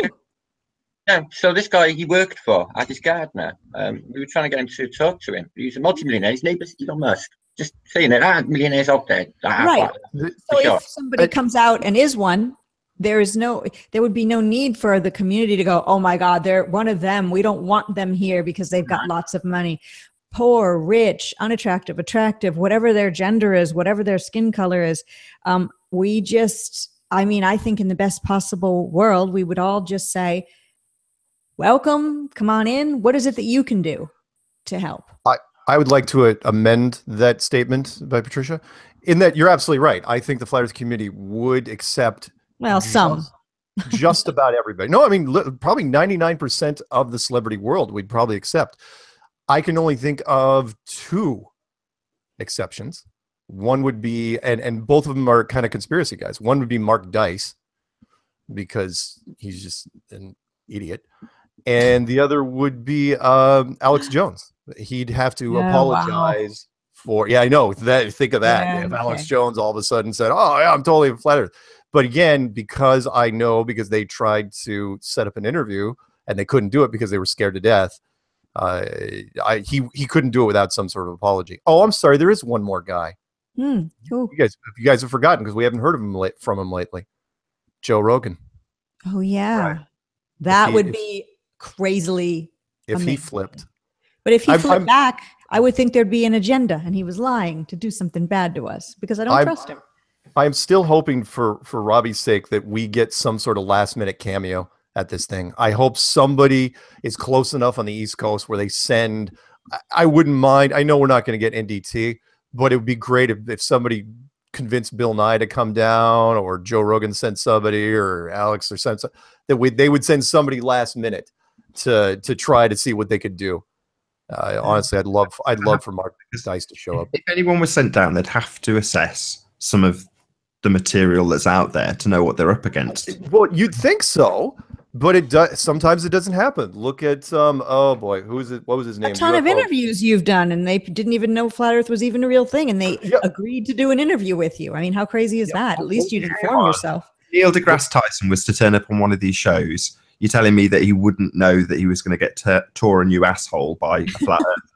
I don't think even Robbie could guarantee NDT's safety if he showed up at that thing. It would. I'm sorry, but unfortunately, we have painted him into being such a villain that I don't know if, I mean, he'd feel the energy if he walked in. People I think he's a victim, not a villain. So is Bill Nye and all these other people. I don't really think that they know. I think they just are following the party line and have high paying jobs and don't care to look at anything. I agree. If Neil walked in, seriously, it might as well be a normal person walking into a Coliseum of vampires. It'd be people just, all you'd see is eyes and teeth. Yeah, just staring at him, clocking his every movement. Camera phones would be out everywhere. And someone would want to. It's an interesting question, though, because if you think about it, you've got a certain handful of people that we're saying would come into a snake pit because they're unaware. And if that's the case, then there's nothing to stop it being the case for absolutely everybody. In other words, when Martin earlier described B.O.B., he's with them, or I've forgotten how he phrased it, but some words to the effect that he's with the powers that should not be in some way, shape or form. And I would argue the complete contrast, which is that there is no powers that should not be. There's just lots and lots of systems that are in place that may be being held up by certain people, but there is no really just people that go through the systems and negotiate their way through things that are already well and truly established, like the education system. So that being the case, it is all about communicating with the individual, like Neil deGrasse Tyson. In other words, there's a good chance, although if he was at the conference, he might get pelted by eggs and rotten tomatoes. But, if he was managed to survive that and actually, put across some of his points and some of his arguments, which would be swiftly debunked probably by the audience, let alone people on stage. Well, that's the reason that Neil deGrasse Tyson would never ever come to a conference, is because it's not like he has overlords, but he has agents and PR. And again, he would have to come in a controlled environment. He'd have to have the questions they don't do stuff. I mean, unless you catch him on the street, but again, him actually coming out of his way to come to a conference, to be bombarded by that many people, in the event that he could look stupid, right? Again, they would never chance it, right? So I just don't think that this type of scenario will ever happen. I'm more excited for like somebody like us. I've forgotten who the guy was. Some guy that called himself redneck, this, that, and the other, or something. And he accosted Neil deGrasse Tyson and said he was I think he said he was an amateur rocket scientist. Oh, yep. yeah, that one there. But again, exactly. But we remember in that video, I think if you look on the side, you can see a guy with Neil that's sitting over to the side, like it's his security, it's his agent, or whatever. And he just agrees to it before he goes into a function. So, I mean, a one-off like that, sure, Mark or me or somebody could run into Neil deGrasse Tyson, ask him real quick, hey, do you got a couple seconds? Okay, fine. It's up to him to decide. But for him to actually go out of his way, or Bill Nye, that will never, ever happen. Because again, if people caught it on their cell phones, social media, he was stumped on the curvature rates, or he just looked like a fool, right? So I just don't, and I agree with Patricia that I don't think, as much as we demonize him, I don't believe that, he wakes up every morning and go, hey kids, I'm going out to deceive the world today. I believe that he's just deceived himself. And I mean, for people to believe that all these people are in on this thing and they're purposely keeping it, he just looks at it as ridiculous. He's been indoctrinated his whole life. All his education is behind it. All his peers, he's in circles that they just probably laugh at it. Hey, did you hear about this conference, Neil? Oh yeah, what crazy stuff, So I think that they just laugh at it. I don't think that they're in on it, but it is funny to entertain the thought of it. And Mark is right that not so much his safety, but it would be vicious. I mean, unfortunately, he wouldn't even be well received in a polite way. He wouldn't even be cordially, saying, hey, we're thankful that you would take the time. He'd probably just be mauled and attacked. Like, it wouldn't be a good situation. So unfortunately, we've got to a point where we can bring up these figures, but we've got to be, I guess, sometimes a little bit more gentle in our response. Because again, I'm sure he's going to watch things like this. He's going to see clips. He's going to see things. And hey, we can always throw it out there. Hey, we'd love you to come out for a formal, cordial, respectful debate. Are you up for it? He'll keep telling people, no, I would never do that. Here's the reasons why. But as long as we sit there and say, what's he hiding? We just want to have a debate. I think where we can get a Neil deGrasse Tyson or a Bill Nye is to continue saying, look, we just want to set up a formal, cordial, respectful debate. What's up? Come on, once and for all, why don't you take this whole issue down? And the fact is they never will. And that will get a lot of people thinking, going, well, why doesn't they just take them down? Why don't they take these stupid flat earthers down? So that's where we can get them. You got a good point. If to follow your lead there, if I'll do this officially, even though I have made videos against Bill Nye, I'm not hoping for NDT because I just got a feeling he wouldn't be that dumb, or his handlers would not let him be that dumb. But if Bill Nye wanted to come and wanted to talk about it, I would actually give up most of my floor time just to have him sit across a chair from me and, see what he could do. Just to see, just to have a pleasant chat about whatever it is. He'll give you the boats over the horizon. Guys would get left out of the room. He'd be like, Mark, the boats go over the horizon. They go over the horizon, Mark. That's what he'd keep telling you. Yeah. Sorry to interrupt. No, Steven? Okay. Steven? Any of those guys would get laughed out of the room in a debate against anyone here. Yeah, they would. It's funny because I actually had a chance to witness Dr. Stephen Pidgeon against Zen Garcia down in Atlanta. And as much as the crowd was civil, they lined up for the questions after the whole thing was over, and at least 70% of the questions were to Dr. Stephen Pidgeon, because they were trying to, it's like, look, kind of like I have a question, but why aren't you on board with us? Hey, I got a question, but why aren't you on board? And the truth was, and everyone was cordial, but the truth was, if he had been a public figure against Flat Earth, really, more high profile before that debate happened, they wouldn't have been as nice. And and the debate had already gone through, and he was as articulate as you could be in the debate against Zen, and was very cordial. But yeah, it could have turned ugly with just a little more coaxing. So yeah, you're right, Stephen. That some of those guys would, in fact, Brian Cox would be a perfect example. They don't take us seriously. They don't really think we exist. They think we're, I don't know, it's like people who are aficionados of going to Shakespearean plays, not even thinking about the kindergarten that's putting on a Christmas play. That's the way they look at us, although we're not like that. I think you're right on a surface level, Patricia. People like Brian Cox would consider us in that way. But as Robbie points out, the systems prevent the two worlds ever colliding.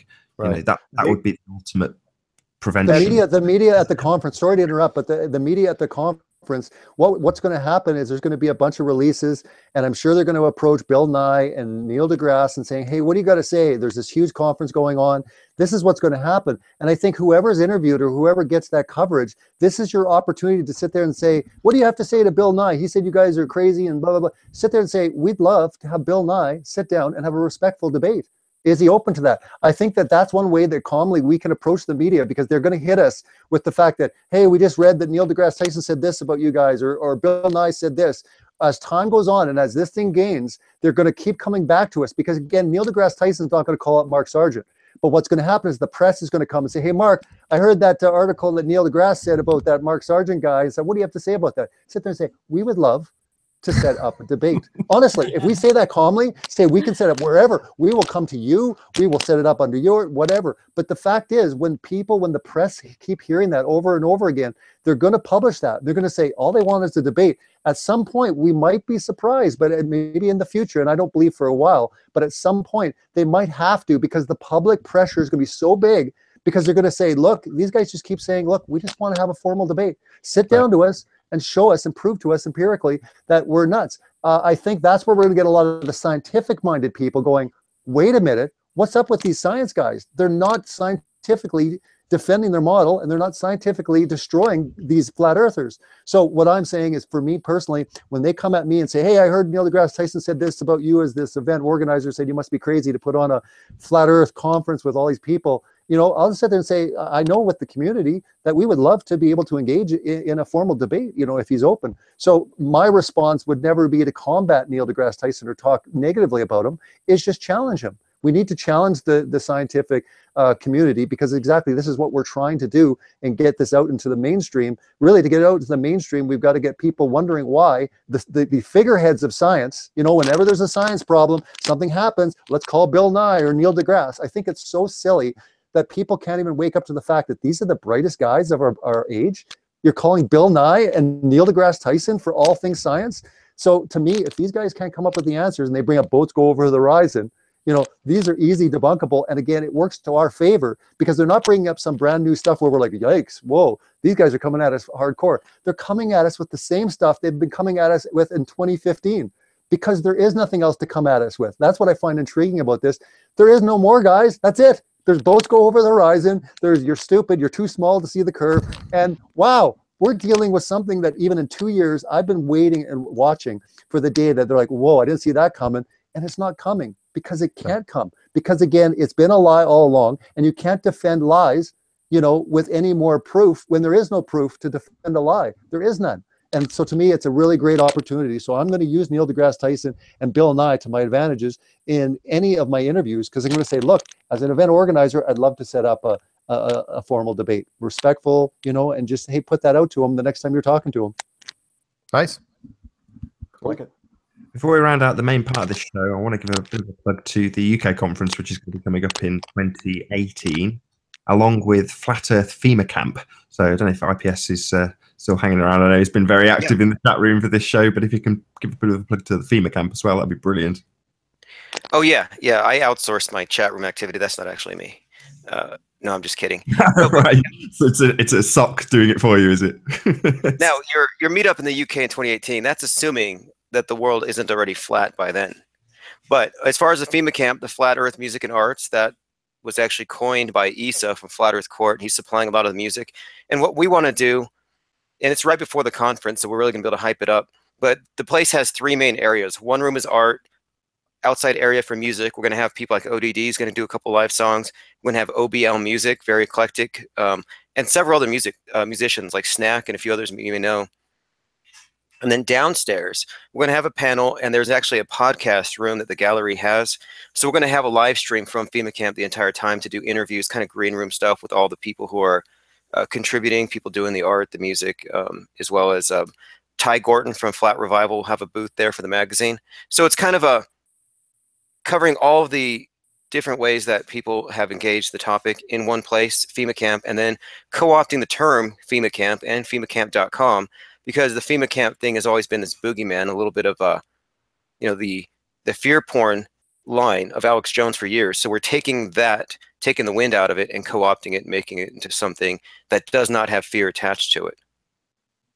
And that's the 4th and the 5th of November. Cool.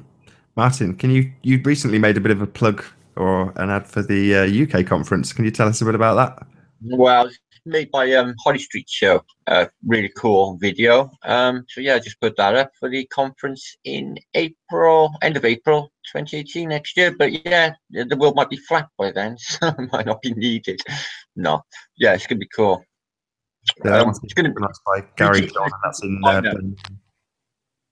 Sorry? I was just saying that's in 2018. So really cool stuff.